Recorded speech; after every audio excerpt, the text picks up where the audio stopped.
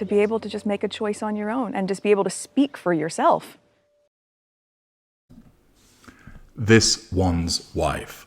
Faker in Action Part 2. Hello, I'm H.G. Tudor.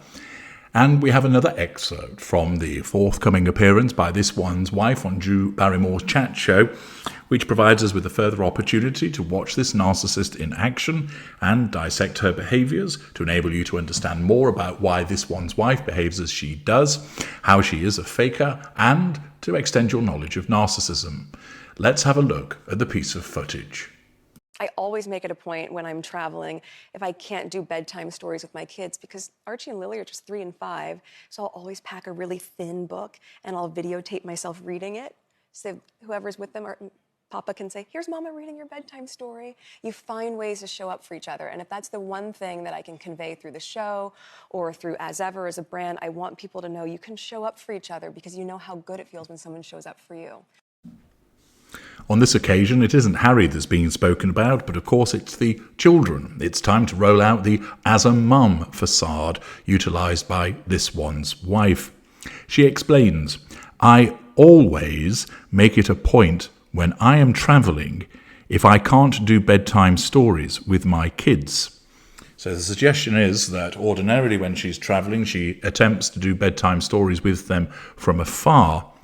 Notice that she's plaintive in her actions with her hands, overly earnest, the incongruity of the situation, or as is imagined by her narcissism.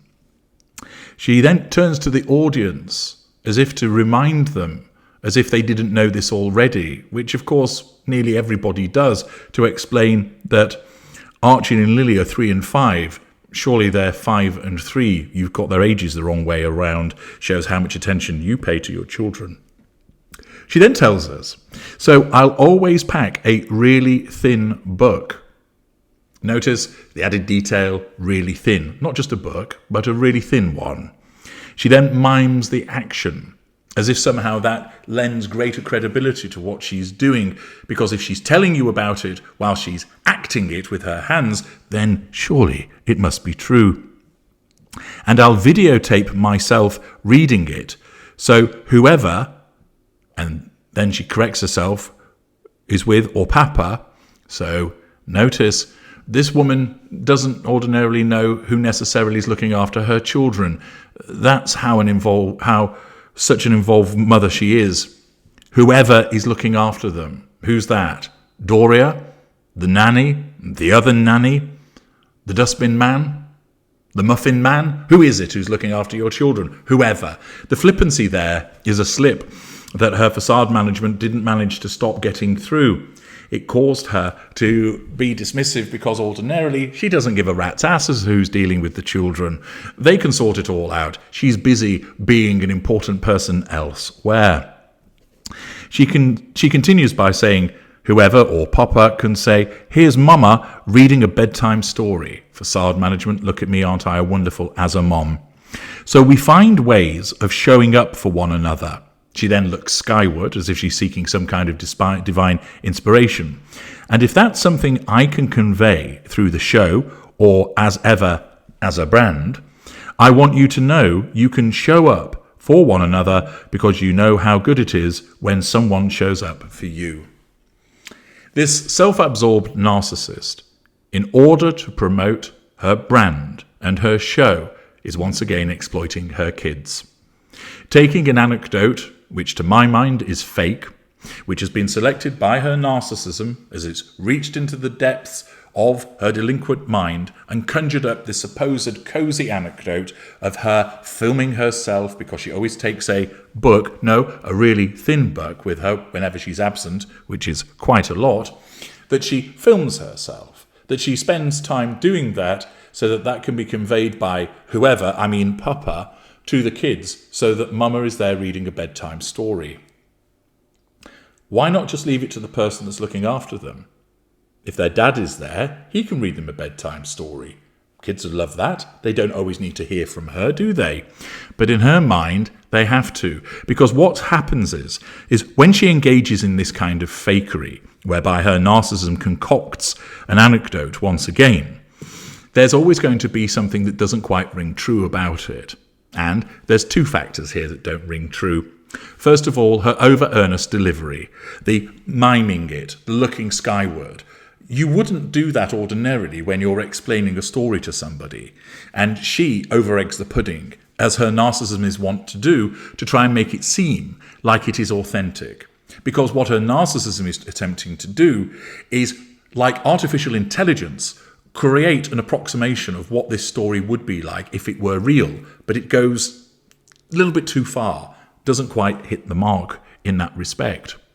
You also have the story itself. It doesn't make sense. If your dad's there to read you a bedtime story, why would you need one from your mother? Doesn't add up. The fact is, she doesn't even know who's necessarily looking after the children. So who does she know who to send it to for them to put it in front of the children? And all that's being done is that she wants to portray this image to the world, to Drew Barrymore, to the studio audience, to the home audience, for the purposes of asserting control and drawing fuel, of her being this kind, caring mum who's hugely important and has to go off and do important things around the world, but she never forgets about her children. I mean, of course, it'd be far easier if the children actually just went with you, but no, they don't. But don't forget, I am, as a mom, a really wonderful human being, and I look after my children, so this is what I do. But it also shows the hollowness of it, because the real reason that she's explaining this is not only to assert control over the audience and draw fuel from them, but it is the residual benefit of hawking her brand. That's right. This narcissist is once again using her children to try and convey an image and of the concept of showing up for one another, so that I'm showing up for my children by recording myself reading from a really thin book, a bedtime story. And therefore, because I show up in that way, I'm also going to convey through my show and through the brand as ever the concept of showing up for somebody. Right, okay, it's a tenuous link, but there we are. And because I want you to know that showing up for someone is really good, because it's great when somebody shows up for you. It's trite nonsense that spills from the mouth of this beige individual, but once again, it demonstrates the fakery of the anecdote, which has been plucked from the depths of her mind for the purposes of the pursuit of the prime aims, the fakery of the activity that is associated with it, the fakery of the facts that are conveyed within it, and the exploitation of her children by once again using a fake anecdote about them in order to promote her brand, which is all she actually really cares about, because the brand allows her to assert control, draw fuel, and she expects to make money from it, which of course is a residual benefit. She goes on this show talking about family life, making her seem like she's a really kind and caring mother, and to the careful and forensic eye of your glorious narrator, once again exposes her narcissism. I'm H.G. Tudor. Thank you for watching.